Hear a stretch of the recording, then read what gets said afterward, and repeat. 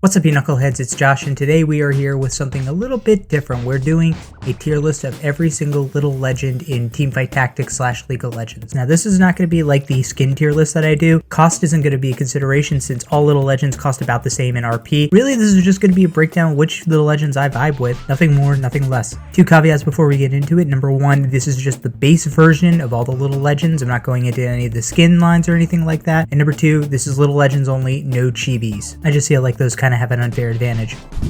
Going through these in chronological order, starting with the little legends from set 1, we first up have the Furyhorn, and I'm not gonna lie, I am very biased. Furyhorn is the first little legend I ever got. It's the one I almost always go to as a default. To me, this is the only correct choice. If you're a Furyhorn player like me, welcome, brothers and sisters, this is the way. I have spoken.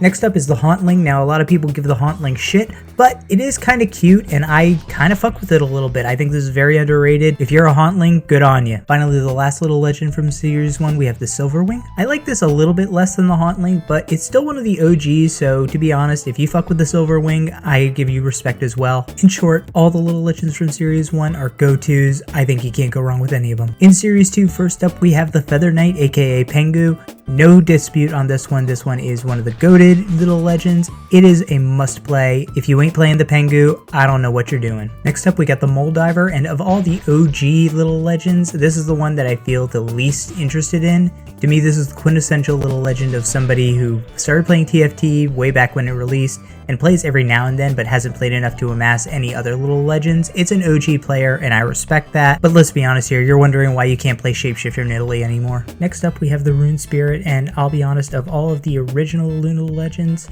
this is the one that I don't understand anybody having any love for. It's very basic, it looks pretty odd and dorky.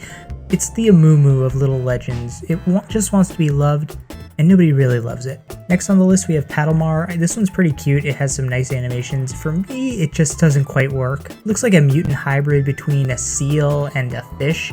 It's like a Digimon that was drawn from memory. It just doesn't look that appealing to me. Unlike the Rune Spirit, I'm not saying that there are no reasons to just completely disregard it, but it's still a why for me. Protector is the next little legend on the list, and I feel like all Protector players are cat people who really want to let you know that they're cat people. Like, we get it. It's a cute, adorable cat. He hisses. He's very intimidating. You can just stop talking about it now, okay? It's not that impressive. Similar to Protector players, Hushtails are also cat people, but they're a little bit more emo about it. They want to let you know that they're not like the Protector players. They're not like those normies who play Jax every single game. They play Underground Samira. Unfortunately, in doing so, you circle around so far in the hipster wheel that you become trying too hard hipsters by trying not to be like the hipsters, so you end up in the same place as the Protector players. Congratulations, you played yourself. Dango is the first of the Star Guardian little legends we have to look at, and whenever I see Dango, I immediately think of Paddlemar from Digimon, and I just look at those chubby cheeks and I think, that thing is too goddamn adorable.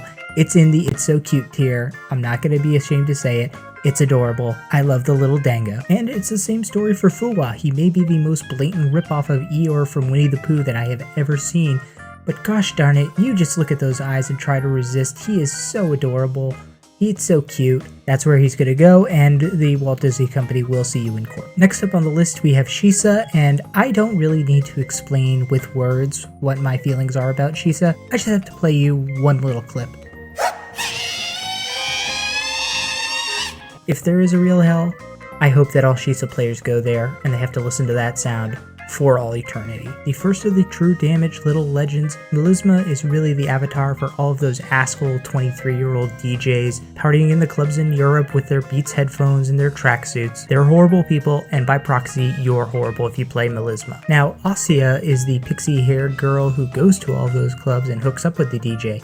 She is still trash, but she's also trash that you really want to hook up with. Plus, when you upgrade her to 3 stars, she adds that cool hat and she looks awesome. Don't be fooled! She's just a regular Malibu Stacy with a stupid cheap hat! She still embodies all the awful stereotypes she did before! But she's got a new hat.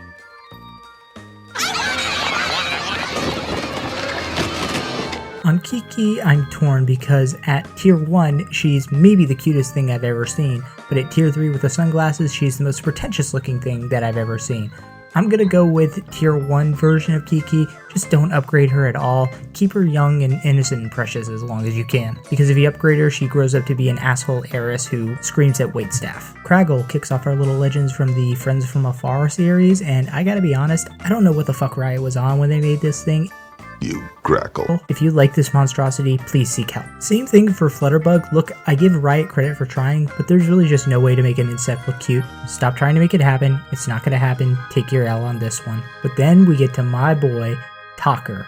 Talker is easily the best little legend to come out in this series and maybe in the last few series since the originals. It perfectly balances both the adorableness you want from a little legend, but it's also expressive. It's not very generic. It's not just another dog or cat. Is it a little Pokemon-ish? Yeah, sure, but it's still got a lot of character, and it's unique to a lot of the other little legends, so if you're a Talker player, I salute you. Abizia kicks off the Cosmic Companions series, but let's be real here, why is anybody gonna pick a faceless void creature with a lance? It's just so goofy and dumb, and I really wish they had leaned more into the Cosmic/Void theme. Now, Squink does that exactly the way that you would want it, and while it's not among the top tier little legends, it is just so ding-dang adorable that you have to give the Squink its due. On the other hand, Starmaw, it was just a whiff in my eyes. I mean, an intergalactic whale? Learn your lesson from the one good intergalactic sea creature that you had in Squink. Be funny or be cute. Starmaw is neither. The next series up is the Immortal Creatures with the Bellswear kicking us off, and I mean, just look at this thing. It looks pretentious with that little avatar. It's not so egregious it goes into the I hate you tier, but seriously, if you look at that little smug face and you want to play with that as your little legend, your avatar for the game, well, I don't really know what to tell you. Good luck on that next failed attempt to get into the country club though. Light Charger players are all Hecarim mains, and they really want you to know. Like, listen guy, this isn't League of Legends, okay? We all came in here so that we didn't have to get flamed by our fucking mentally unstable AD carry. Quit galloping around, acting like you're better than us because you can play 2 games at plat level. Nixie would not work if it were not for 2 adorable features of hers. That one little vampire tooth she has in the middle of her mouth, and those dumb little eyes she has looking up at you. It's adorable. She's great. I love Nixie. Moving next to the Heroic Hashlings Little Legend series, and we start with Ao Shin. And look, given the history behind Ao Shin, the failed champion that Riot never actually put into the game, the fact that they named one of the dragon little legends after him is just so fucking cool. Even if I don't think Ao Shin is the cutest or most intricate looking little legend, it's still got enough history behind it that I respect anybody who's going to play with it. And following Ao Shin, we have Choncc, and I really don't think I have to explain why Choncc is an absolutely correct choice to be picking at all times as a little legend, right? No? Okay, yeah, we'll move on. Choncc is great. And Riot went ahead and finished out the Dragon Little Legend series with Umbra, who is honestly low-key one of my favorite little legends. I know she doesn't get picked a lot, but again, she hits that perfect balance of adorableness, but also unique and expressive. Don't sleep on Umbra, it's a solid pick. And after Riot went on that absolute heater, we move on to the Magical Misfits Little Legends line. First up, Dowsy, which is another little legend that's very seal-like in appearance, but still incredibly cute, even when it's fully involved.